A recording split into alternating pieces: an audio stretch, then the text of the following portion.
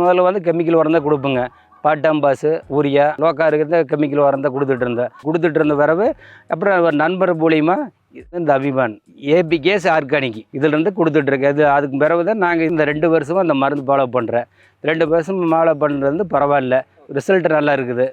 அபிமான் கொடுத்து 42வது நாள் 42வது நாள் ஆர்பிஎஸ் விட்டோன்னு வருது. பூவை நல்லா எடுத்தது, பிஞ்சு நல்லா இருந்து, தண்டு ஊக்கம் நல்லா இருந்தது. இது வந்து நம்ம நட்டு 5 நாளாக கொடுத்துட்டோம். இது வந்து 45 நாள் ட்ரிப்பில் சொட்டு நீரில் தான் கொடுத்துருக்குறோம் நாங்கள். ரிசல்ட் நல்லா வந்தது.